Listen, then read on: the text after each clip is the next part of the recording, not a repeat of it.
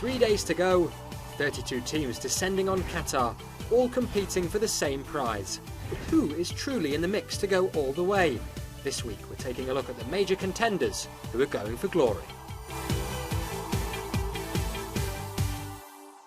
Hello there and welcome to Football Now from Doha. Not long to go until the FIFA World Cup kicks off.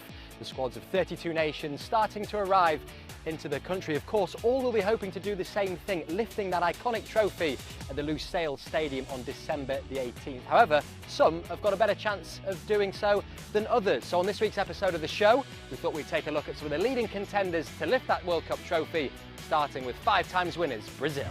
The talent of the Brazil squad will be a real concern for their rivals. Goalkeepers Alisson, Becker and Ederson are a huge part of the Premier League's top 2 teams from last season. At the back, Thiago Silva is showing some of the best form of his career at Chelsea at 38 years old. The midfield is also packed with Premier League stars. Manchester United duo Casemiro and Antony have had good starts to their careers at Old Trafford, while Bruno Guimaraes and Fabinho have been the star players at Newcastle and Liverpool.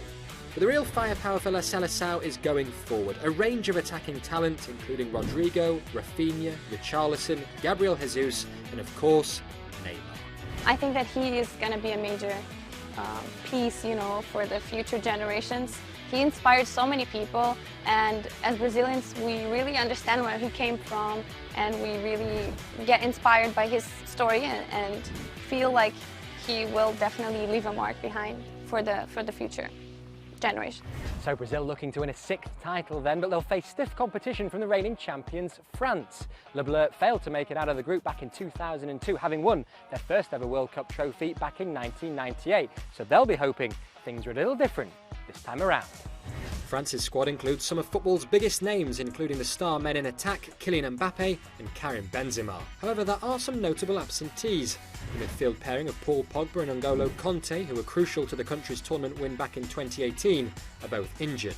So it's over to the next generation of talented midfielders to step in. Real Madrid's Aurelien Tchouameni and Eduardo Camavinga are the favourites to fill the slots, given their impressive form for their club. So the reigning champions will be relying on a mixture of youth and proven quality in Qatar, as they look to become the first nation to defend the World Cup since Brazil back in 1962. So then it's fair to say that France are one of the tournament's favourites, but what about the dark horses? Well, Senegal are arguably Africa's biggest hope of lifting a first ever World Cup, having won the Cup of Nations earlier this year. So could they go all the way here in Qatar?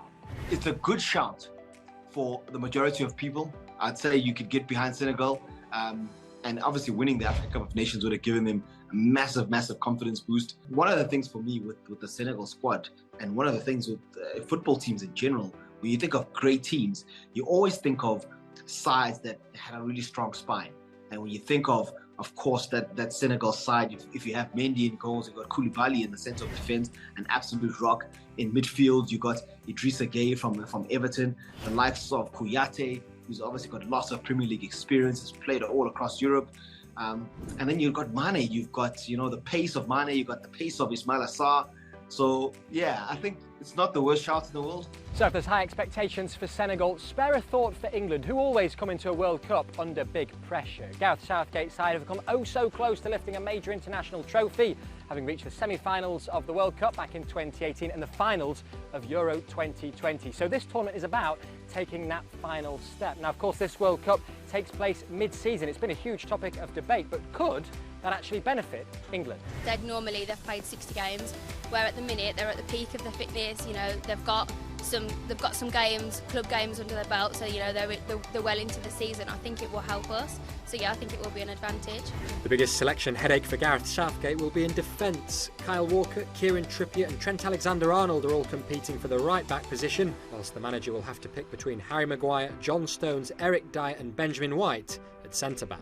In midfield, Jude Bellingham has been lighting up German and European football this season with his club Borussia Dortmund, and many top Premier League sides will be battling it out for his signature next summer. Ahead of him, captain Harry Kane will lead the line once again, looking to repeat his Golden Boot win at the 2018 World Cup. Phil Foden, Jack Grealish, Raheem Sterling and Bukayo Saka are all exciting options to accompany him in the forward line. Now, as you may well have heard, this is likely to be the last ever World Cup for a true footballing great here in Qatar. After 17 years of service, it may well be Lionel Messi's Argentinian curtain call. He did, however, win his first ever major international tournament for his country, lifting the Copa America back in 2021. Regardless or not whether he can lift the World Cup, he leaves behind a truly incredible legacy. I think it's fair to say many Argentines feel fortunate to have watched Lionel Messi play. And as I say, it would be the perfect end to a national team career if he was to win the World Cup. And many fans around the world hope their nation wins. But if not, to see Messi achieve something so huge and to put kind of the seal on that incredible career, I think it's going to be a big moment for all of football fans. The talent is obviously still there, the desire is still there, and in the key moments I think he's going to turn up massively at the World Cup. Yeah, brilliant stuff indeed. 5 contenders there who'll be hoping to get their hands on that trophy on December the 18th. That brings us to the end of this week's show. Plenty more World Cup content coming your way over the next month or so. Do let us know your thoughts at home using the hashtag FootballNowWinners, and we'll see you next time for more Football Now.